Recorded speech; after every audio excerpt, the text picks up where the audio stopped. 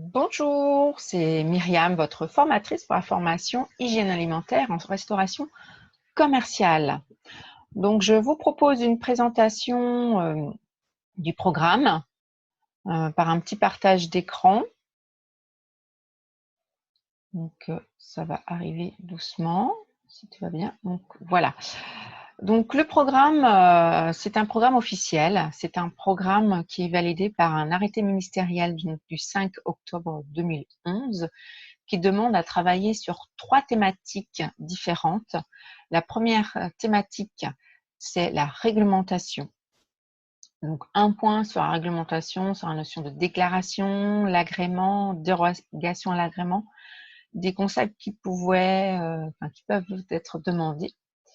Et puis, tout ce qui tourne autour de la réglementation hygiène de votre activité.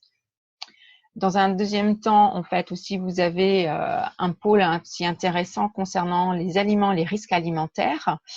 Donc, on abordera les toxi-infections alimentaires, la notion de danger de risque. Parfois, on confond les deux. Donc, un petit point vis-à-vis de cette notion de danger microbiologique, physique, chimique et biologique.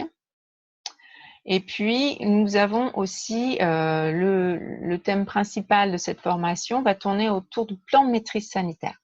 Donc, le plan de maîtrise sanitaire, ça correspond aux bonnes pratiques d'hygiène sur site.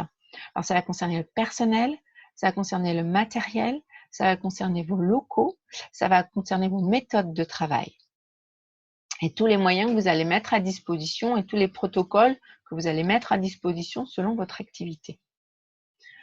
Donc, on parlera des protocoles hygiène à mettre en place pour votre activité. On parlera aussi de la gestion des risques sanitaires au travers de la méthode HACCP. Peut-être que vous avez déjà entendu parler de ce principe.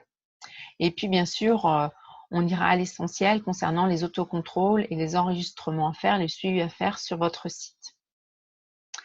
Donc, tout ce programme est complété par un guide de bonne pratique dont je vais aborder également au travers de ce programme, que vous pourrez vous procurer en achetant par Internet.